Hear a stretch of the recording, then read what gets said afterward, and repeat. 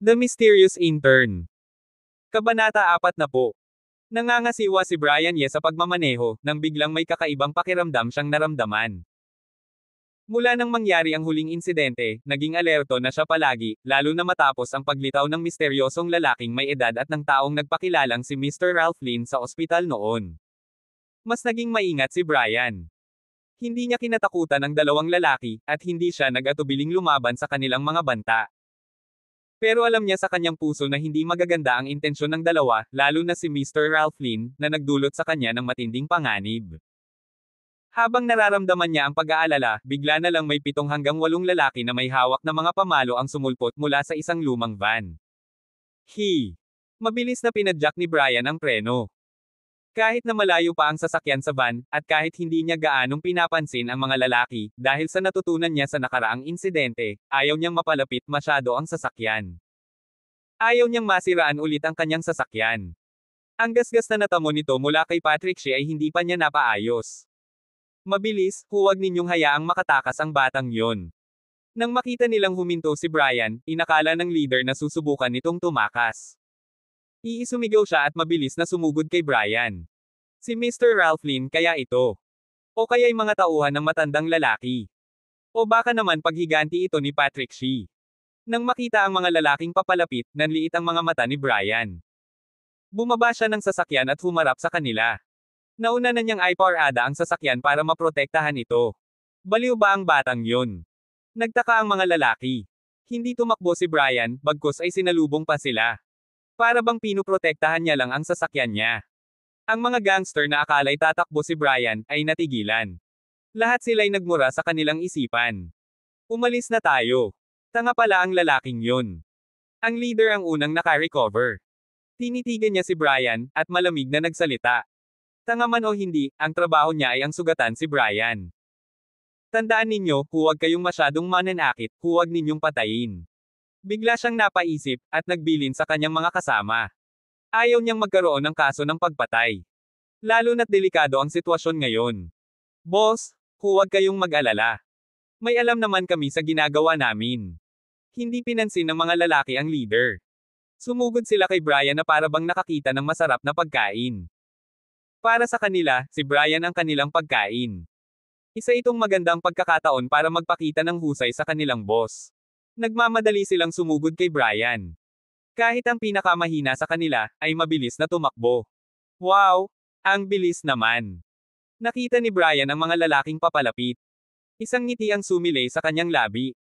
Dahil gusto ninyong mamatay ng mabilis, pagbibigyan ko kayo. Habang pinagmamasdan ng mga lalaking papalapit, kumilos na si Brian. Sinipa niya ang lalaking nasa unahan. Boom! Dahil sa gulat, ang lalaki ay lumipad at tumama sa isang halamanan. Biglang huminto ang mga lalaki. Dahil sa sobrang bilis ng pagtakbo nila, ay nagkaroon ng ingay ang kanilang mga sapatos sa pagpreno. Halos mahulog ang ilan sa kanila. Nanlaki ang mga mata ng mga gangster. Hindi nila mapaniwalaan na ang payat na lalaki ang nakapagpadaganan ng kanilang kasama. Isang ilusyon lang ito. Pinaikit-pikit nila ang kanilang mga mata, at sinasabi sa kanilang sarili na ilusyon lang ang nakita nila. Boom! Muli na namang sumipa si Brian, at dalawa pa ang kanyang naitulak sa halamanan. Guro! Lahat ng gangster ay napalunok. Ang leader ay namutla na. Kahit na malakas siya, alam niyang hindi niya kayang talunin si Brian. Sige, hindi ba ninyo ako susugitan? Nakangiting tinanong ni Brian ang mga gangster. Thump! Lumuhad ang leader sa harap ni Brian. Manong, patawarin ninyo po kami. Nagkamali po kami. Pakawalan ninyo na po kami. Nagulat si Brian. Hindi niya inaasahan na agad na susuko ang mga ito. Akala niya ay lalaban pa ang mga ito. Lahat ng gangster ay nagulat sa ginawa ng kanilang leader. Walang pag-aalinlangan, lumuhad din sila at humingi ng tawad kay Brian. Huwag na ninyong sabihin ang mga walang kwentang bagay, sabihin na lang ninyo. Sino ang nag-utos sa inyo? Malamig na tinitigan ni Brian Ye ang mga gangster na nakaluhod at patuloy na nagmamakaawa, hindi pinapansin ang kanilang mga salita. Si Hubert Pai. Si Hubert Pai ang nag-utos sa amin. Walang pag-aatubiling sinabi ng leader ang pangalan ni Hubert Pai. Hindi niya hahayaang sisihin siya ni Hubert Pai. Hubert Pai. Kumunat ang noo ni Brian nang marinig ang pangalan. Hindi niya maalala ang lahat ng taong nakilala niya, daan-daang pasyente ang kanyang nakakausap araw-araw. Pero ang mga taong nakagalit niya ay naaalala niya. Mula nang bumalik siya sa Pilipinas, lagi niyang sinisikap na maging mabait at mababa ang profile, at bihira siyang makagalit ng tao. Bukod kina Christian Gao at sa misteryosong lalaking may edad, nagalit din siya kina Dean Robert Zing at kay Eugene Zhang. Pero wala sa mga ito ang apelyidong Pai. Sino si Hubert Pai? Pagkatapos mag-isip sandali at matiyak na hindi niya kilala si Hubert Pai, muling tinitigan niya ang leader. Hindi ninyo siya kilala. Nagulat ang leader. Nang makita niyang nanlamig ang mga mata ni Brian, napagtanto niya ang kanyang posisyon. Hindi siya karapat-dapat na magtanong kay Brian. Mabilis niyang sinagot ang tanong nito, si Hubert Pai ay isang kilalang private investigator sa lugar na ito. Nang makita niyang kumunot ulit ang noo ni Brian, nagmadali siyang magpaliwanag, actually, isa siyang private detective, na kumukuha ng mga trabaho tungkol sa mga relasyon ng mga tao. Siya ang nag-utos sa amin, na turuan kayo ng leksyon. Sinabi niya na nagalit kayo sa kanya. Manong, wala po kaming kasalanan, naghahanap lang po kami ng trabaho. Maawa na po kayo at pakawalan ninyo na kami. Nagmamadali siyang nagpaliwanag at sinisi si Hubert Pai. Wala kayong kasalanan. Naghahanap lang kayo ng trabaho. Tama ba naman yan? Isang mapang-uyam ng ngiti ang sumilay sa labi ni Brian. Hindi niya hahayaang makalusot ang mga ito. Nang makita niya ang mga ito, alam na niya kung sino sila. Pareho sila kina Patrick Shi. Mga bully. Ngayon, dahil sa kanya, nagkaroon si Brian ng dalawang trick. Ilang sipa lang at takot na sila. Kung ordinaryong tao ang mga ito, malamang na may dagwang away na. Hindi siya magiging maawain sa mga taong ganito. Pero may pag-aalinlangan pa siya, kaya hindi niya agad sila pinarusahan. Malamig niyang tinitigan ang leader, ano ang itsura ng taong yan? Sigurado ka bang sinabi niyang nagalit kayo sa kanya? Manong, sinisigurado ko po, totoo ang lahat ng sinasabi ko, sinabi niya nga po yun sa akin. Kinabahan ng leader dahil sa titig ni Brian. Nagmamakaawa siyang muli, at inilarawan ang itsura ni Hubert Pai kay Brian. Lalaking may edad. Mukhang bastos. Hindi umaabot sa 5 talampakan ang taas. Pagkatapos marinig ang paglalarawan ng leader, lalo pang naguluhan si Brian. Sigurado siyang hindi niya kilala ang taong ito. May kilala siyang isang lalaking may edad, pero hindi ito mukhang bastos, at halos 6 na talampakan ang taas nito. Pero nakita rin niya na hindi nagsisinungaling ang leader. Isa lang ang posibilidad, hindi si Hubert Pai ang mastermind, isa lang siyang middleman, at may isa pang tao sa likod nito. Mayroon ba kayong address at impormasyon tungkol kay Hubert Pai? Huwag ninyong sabihin na wala. Pagkatapos mag-isip sandali, muling tinitigan ni Brian ang leader. Nanliit ang kanyang mga mata. Manong, hindi po kami masyadong pamilyar sa kanya, pero pwede po naming tanungin, malamang po ay malalaman namin. Kinabahan ng leader. Hindi niya alam ang impormasyon kay Hubert Pai. Hindi siya pamilyar sa lugar na ito. Ipinakilala lang siya ng iba, at sa kanya tinanggap ang trabaho kay Hubert Pai. Pero dahil sa mga mata ni Brian, kailangan niyang magpaliwanag. Ano pang hinihintay ninyo? Nang makita niyang hindi pa rin kumikilos ang leader, tinaasan siya ng kilay ni Brian. Sige po, tatawag po ako. Kinakabahang tinignan ng leader si Brian. Sige. Walang pakialam na sabi ni Brian. Hindi siya nag-aalala sa mga gangster. Ang kaya lang nilang gawin ay humingi ng tulong at tumawag ng maraming tao. Yun ang hindi niya kinakatakutan. Pagkatapos ng insidente kina Christian Gao at Mr. Ralph Lin, mas naging masipag siyang mag-training. Kaya naman, may tiwala na siya sa sarili. Ang mga gangster na ito ay wala sa kanyang level. Hindi na kailangan ng maraming tao para matalo ang mga ito. Hindi alam ng leader kung gaano kalakas si Brian, pero hindi na siya naglakas loob pang magreklamo. Tumawag siya at tinanong ang sitwasyon ni Hubert Pai. Mabilis niyang nakuha ang lahat ng impormasyon kay Hubert Pai, pati na ang address ng kanyang opisina at bahay. Pare, tingnan mo? Naitanong ko na, taas kamay nako. Inabot ng leader kay Brian Ye ang impormasyon kay Hubert Pai, umaasa sa magandang resulta. Itinaas ang mga kamay. Mga gagong to, sumugod pa sa kanya, tapos gusto pang magtaas siya ng kamay. Bahagyang ngumisi si Brian, at kinuha ang bakal na tubo na nahulog. Pre, anong gagawin mo? Nang makita ni Brian na kinuha ang tubo, kinabahan ang leader. Diretso na sinuntok ni Brian ang braso ng leader. Sinagot niya ang tanong gamit ang aksyon. Kakrak. Array. Handa sanang umiwas ang leader, pero napakabilis ni Brian. Bago pa makaiwas, tumama na ang tubo sa braso niya. Narinig ang pagkabali ng buto, at isang nakakapasong sigaw ang sumigaw mula sa leader. Namutla ang mga gangster nang makita ang sakit at paghihirap sa mukha ng leader. Isa-isa, pipiliin ninyo kung kayo mismo ang magpapakasugat, o ako ang gagawa. Kung ako, baka hindi ko makontrol ang lakas at ang tama. Tinignan ni Brian ang mga gangster. Tinignan ng mga gangster ang leader nila, at isa-isang inilahad ang mga braso, at pumikit. Alam nilang hindi nila maiiwasan ang palo. Hindi sila tanga. Alam nilang ang taong nasa harapan nila ay isang delikadong tao. Kung hindi sila susunod, baka hindi makontrol ni Brian ang lakas, at matamaan sila sa leeg. Mas mabuting magpakumbaba na lang. Umalis na kayo. Dahil sa pagsunod ng mga gangster at pagbibigay ng impormasyon kay Hubert Pye, tinupad ni Brian ang pangako at hindi na sila sinaktan pa. Pero hindi nakalimutan ni Brian na sabihin sa kanila na malugod niya silang tinatanggap kung gusto nilang maghiganti. Pagkatapos makitang umalis ang mga gangster, bumalik si Brian sa sasakyan niya. Hubert Pye. Gusto niyang malaman kung sino si Hubert Pye, at kung bakit siya nito ginugulo. Tinignan niya ang impormasyon kay Hubert Pye sa phone niya, at ngumisi. Pinaandar niya ang sasakyan at umalis. Boss, anong gagawin natin ngayon? Habang pinapanood ang pag-alis ni Brian, malungkot na tinignan ng mga gangster ang leader nila. Kahit na sumigaw sila ng masuntok ni Brian, kinontrol pa rin nito ang lakas. Nabali lang ang buto nila. Kung hindi, malamang natuluyan na silang maparalisa. Ano pa, malamig na ulam. Sinigawan ng leader ang nagtanong. Pero kahit na ganoon ang sinabi niya, tinitigan niya ang direksyon kung saan umalis si Brian, puno ng galit ang mga mata. Alam niyang malakas si Brian, pero gusto pa rin niyang maghiganti. Hindi madali yun, kahit na sinabi ni Brian na malugod niya silang tinatanggap kung gusto nilang maghiganti. Sinaktan siya ni Brian, kaya gusto niyang maghiganti. Kahit na lumuhad siya agad kanina, ginawa niya lang yun para mabuhay. Alam niya na ang pinakamahalaga ay ang mabuhay. Ang tapang ay walang kwenta. Basta't buhay ka, lahat ay pwedeng makuha ulit. Pero kung patay ka na, wala na. Mas malakas pala siya kaysa sa ipinakita niya. Hindi siya ordinaryong gangster, o amateur thug. May koneksyon siya, at mas malakas ang grupo nila kaysa sa inaakala ng mga tao. Kung hindi, paano niya nakuha ang impormasyon kay Hubert Pye sa ilang tawag lang? Boss, umalis na yung siye. Pupunta ba tayo kay Pye?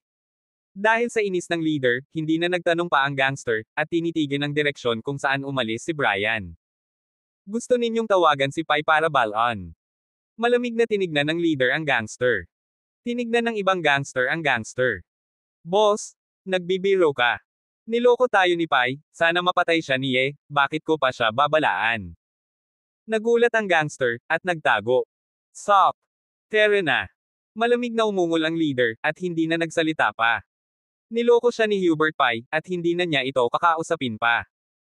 Pinaandar niya ang sasakyan at umalis. Marami silang ingay dito, baka may tumawag ng pulis. Kailangan nilang umalis agad. Ikaw ang aking maliit na mansanas, umupo si Hubert Pye sa komportableng upuan sa kanyang detective agency, humuhuni ng kantang sikat sa mga square dance. Ang problema niya ay nalutas na, at ang mabigat na bato sa dibdib niya ay nawala na. Kahit na medyo nagastos siya, naniniwala siyang magtitiwala na sa kanya si Wesley Zing pagkatapos nito. Magiging sunod-sunod na ang mga kliyente niya. Mababawi niya ang nawala. At baka may dagdag pa siyang kita kay Mr. Zing. Kumpiyansa siya sa misyon na to. Una, nalaman niya na ang target niya ay may koneksyon sa isang malaking organisasyon. Pangalawa, ang target, si Brian Ye, ay isang simpleng doktor lang daw. Ano pa bang aasahan sa isang simpleng trabaho? Yung si Zhang lang ang hindi maasahan, kaya nagulo ang simpleng trabaho. Alas 8 na ng gabi. Halos oras na. Umuwi na kaya si Brian Ye? Hindi niya alam na may sorpresa na naghihintay sa kanya. Pagkatapos Muni, tinignan ni Hubert Pye ang oras. Ini-imagine niya si Brian Ye na binubugbog ng mga tao, pati sasakyan niya nasira, tapos umuwi siyang sugatan at hindi alam kung sino ang nanakit sa kanya. Lalo siyang napangiti. Mamaya, yayain niya si Mr. Zing na mag-inuman. Sa isang nightclub, ang gaganda ng mga babae roon. Biglang naningning ang mga mata ni Hubert Pye. Iniisip niya ang babaeng nagpatibok ng puso niya noong nakaraan. Paminsan-minsan, tinitignan niya ang phone niya, hinihintay ang tawag. Nangako siya na tatawag siya pagkatapos ng trabaho, at magpapadala ng litrato. Tok tok. Biglang may kumatok. Alas 8 na ng gabi, sino kaya to? Kahit manluloko man yan, hindi naman kailangang magmadali. Kumunat ang noo ni Hubert Pye, pero agad din siyang nag-ayos ng upo. Pasok. Sigaw niya. Kahit sino pa yan, kliyente pa rin yan. Bumukas ang pinto, at pumasok ang isang matangkad at payat na lalaki. Bata pa to ah. Ang bata pa para manloko ng asawa. Baka mahina sa kama. Naisip ni Hubert Pye, pero ngumiti pa rin siya. Hello, Hubert Pye's detective agency to. Ako si Hubert Pye, professional private detective. Ano po ang maitutulong ko sa inyo? Pagpasok ni Brian Ye, tinignan niya ang opisina, tapos kay Hubert Pye. Napangisi siya. Maganda ang ayos ng opisina ah. Mukhang mayaman si Hubert Pye. Alam niya kung paano mag-impress ng kliyente. Magaganda ang mga gamit sa opisina. Sir, ano po ang maitutulong ko sa inyo? Tanong ni Hubert Pye nang hindi sumagot si Brian. Batay sa experience niya, ang mga taong hindi nagmamadali ay mahirap pakisamahan. Pero naniniwala siyang kliyente niya si Brian. Iniisip na niya kung paano ito kakausapin. May itatanong lang ako kay Detective Pye. Sabi ni Brian. Hindi ko alam kung kailan kita nagalit, at bakit ka gumastos ng malaki para mag-upa ng tao para saktan ako. Bang! Nabitawan ni Hubert Pye ang phone niya. Nanlaki ang mga mata niya nang makita si Brian. Ikaw si Brian Ye. Ako nga si Brian Ye, Detective Pye. Hindi mo pa nasasagot ang tanong ko. Naalala mo ba kung kailan mo ako nagalit? Ngumiti si Brian, at kinuha ang isang mug sa mesa ni Hubert Pye. Dahan-dahan niya itong pinisil hanggang sa madurage. Namutla si Hubert Pye nang makita ang mga piraso ng mug. Natakot siya. Ang mug na yun ay espesyal, makapal para hindi mapaso ang kamay. Hindi basta-bastang tao ang makakapipisil noon. At ang mas nakakatakot, alam ni Brian na nabigo ang mga taong inuupahan niya. Ibinente siya ni Hubert Pye. Kung hindi pupunta si Brian sa kanya, at hindi siya magtatanong ng ganyan. Ang mga gagong yun, kinuha ang pera niya, tapos nabigo pa, at ibinente pa siya. Ang mga sinabi nila. Ang pagiging tapat nila. Sa TV, sa mga pelikula, at sa mga nobela, ang mga gangster ay hindi nanloloko ng amo. Ang TV at mga nobela ay panlilin lang. Sinumpa ni Hubert Pye ang mga taong kinuha ang pera niya, pati ang mga Hong Kong at Taiwan movies at novels. Bakit, Mr. Pye? Ayaw mo bang tulungan ako? Pinisil ulit ni Brian ang piraso ng mug hanggang sa maging pulbos. Mr. Ye, hindi ako? Hindi ko ginasto to, inuutusan lang ako. Namutla si Hubert Pye, nang hina ang mga tuhod. Si Wesley Zing, si Mr. Zing, siya ang nagbayad sa akin para saktan kayo. Mr. Ye, wala po akong sama ng loob sa inyo. Bakit ko naman kayo sasaktan? Nakalimutan na ni Hubert Pye ang mga taong nag-traitor sa kanya. Ibinigay niya ang pangalan ni Wesley Zing. Isang patay, isang buhay. Wala nang mas importante sa sarili. Wesley Zing. Nagulat si Brian. Akala niya si Christian Gao ang nasa likod nito, pero hindi pala. Si Wesley Zing. Hindi naman sila magkaaway. Si Wesley Zing ang may sama ng loob sa kanya. Hindi naman siya nagkasala kay Wesley Zing. Si Wesley Zing ang palaging may sama ng loob sa kanya. Magkakalige sila, parehong doktor. Hindi dapat gawin yun ni Wesley Zing. Pero mali pala siya. Masyadong mababa ang pagtingin niya kay Wesley Zing. Baka nalaman ni Wesley Zing ang mga ginamit niyang paraan noon. Naisip ni Brian. Yun lang ang dahilan kung bakit siya gustong saktan ni Wesley Zing. Pero imposibleng malaman yun ni Wesley Zing. Ang mga ginamit niyang paraan ay hindi halata. Kahit na Chinese medicine master, hindi yun malalaman. Ano ba ang nangyari? Ikwento mo ng maayos. Tinignan ulit ni Brian si Hubert Pye. Opo, ganito po yun? Diretso na sinabi ni Hubert Pye ang lahat ng alam niya, kung paano siya nahanap ni Wesley Zing, kung paano siya inutusan na sundan si Brian, at iba pa. Pagkatapos mag-confess, umiyak si Hubert Pye at nagmakaawa kay Brian. Mr. Ye, hindi. Kuya Ye, hindi. Tito Ye, nagkamali po ako. Wala po akong kasalanan dito. Noon pa pala gustong saktan siya ng taong to. Kaya pala may nakamasid sa kanya noon. Akala niya ilusyon lang yun. Pagkatapos marinig ang kwento ni Hubert Pye, nanliit ang mga mata ni Brian. Natitiyak na niyang gusto siyang saktan ni Wesley Zing dahil sa sama ng loob nito, hindi dahil sa nalaman nito ang mga ginamit niyang paraan. Ang lalaking to, walang hiya. Nanliit ang mga mata ni Brian. Walang balita pa rin. Sa bilya ni Wesley Zing, paulit-ulit niyang tinitignan ang orasan. Kinakabahan na siya. Sabi ni Hubert Pye, bago magsyam ay may balita na. Pag-uwi na raw ni Brian Ye, may magandang balita na. Pero pasado alas 9 na, walang balita pa rin. Maaga pa naman natapos si Brian Ye sa trabaho. Kahit kumain pa siya, dapat ay nakauwi na siya. Matagal na niyang alam ang schedule ni Brian Ye. Diretso na umuwi yun pagkatapos ng trabaho, at bihira siyang magtagal sa labas. Pagkatapos mag-isip, tinawagan na ni Wesley Zing si Hubert Pye para tanungin kung ano ang nangyari.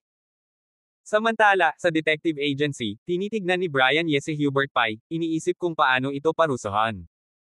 Hindi niya pwedeng palayasin si Hubert Pye ng basta-basta. Inutusan lang ako, ang palusot nito. Pareho lang ito sa mga gangster na naghahanap lang ng trabaho.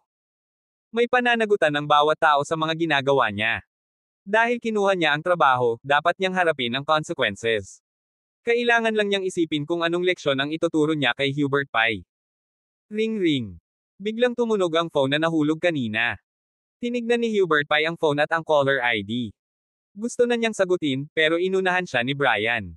Sinagot ni Brian ang tawag. Doc Zing? Magandang gabi. Naningkit ang mga mata ni Brian. Brian Ye. Nagbago ang ekspresyon ni Wesley Zing. Halos mahulog ang phone sa kamay niya. Bihira naman kayong matindaan ang boses ko, Doc Zing. Lalong naningkit ang mga mata ni Brian.